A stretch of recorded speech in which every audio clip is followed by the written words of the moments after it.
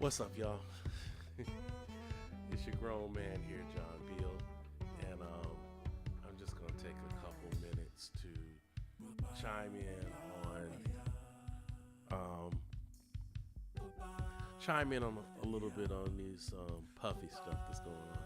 So I've been traveling for the last few weeks, so I really haven't had a chance to post anything in a while, but I am back, and I am glad that I can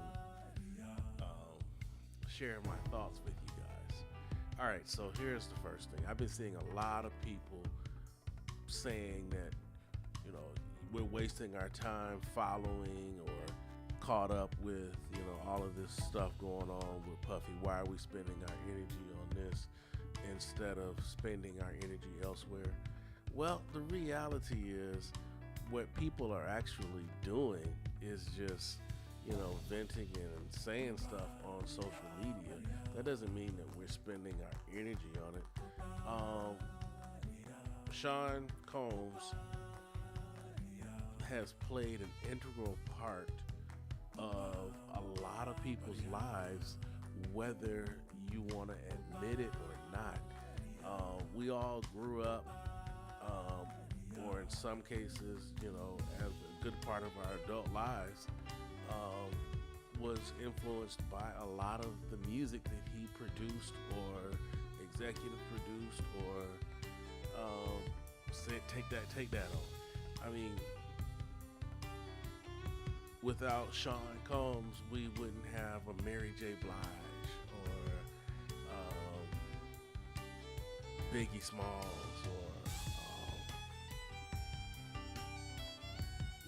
just you just go down the list, and people are right to talk about it because some people who didn't know, who don't follow the music industry the way that everybody does, they're feeling a certain kind of way right now with all this, terribleness that has come to light. Give folks a chance to process and say, oh man, it's like finding out that it's almost like the equivalent of finding out that Mr. Rogers wasn't nice. Wasn't a nice guy to his staff. Or it would be like finding out that your pastor's a pedophile, or I don't know. I mean, there's so many things that this could be like, but yeah, it's terrible. I don't have anything positive to say about Sean Combs with all of these allegations, and in some cases, people who I know that were directly affected by some of these situations. I've got friends that have worked directly with him, friends that were touring with Mary J. back in the 90s. So this is nothing new. It's just come to light now. No, that doesn't negate his music, just like, R. Kelly's music is still great. I don't listen to it, I don't play it, I don't support it because I don't want to, I don't want to, continue to support the wealth building of his estate, or his, his family, his fortune, or whatever. But this situation with Sean, with Puffy, it's different because, see, Kelly, most of his music, he produced other artists, but most of his fame came from his music. Do we boycott or cancel everything that Puffy produced? I mean, that's a lot of different artists that, a lot of us mess with. And, yeah, it's a lot of, it's crazy. I don't know. We're in a conundrum here. I mean, as far as cancel culture goes. Yeah. The other thing is people are saying that we shouldn't be spending all our time, focused on this. We need to be focused on the election. Well, I think we're pretty intelligent people. Just being, you know, focusing on this situation with Sean Combs, that's not distracting us from what's going on in the world. Yeah, we know that the Fed cut interest rates yesterday, and you need to be looking at the stock market and see how that's going to help your coins, and seeing, you know, if you're ready to make some purchases, and seeing how that affects, you know, interest and the cost of borrowing money just got cheaper. Yeah, we're aware of that, and we're aware that this is a story that's interesting to follow because it also plays into the fact that just because you have money doesn't make you above the law. But it also plays into the fact to see how they treat this black man versus how they treat some orange people. Yeah, I said it. Excuse me. You know, who commit similar crimes and, you know, get off. But you know, money buys you time sometimes, but it doesn't buy you freedom always when you're doing the wrong thing.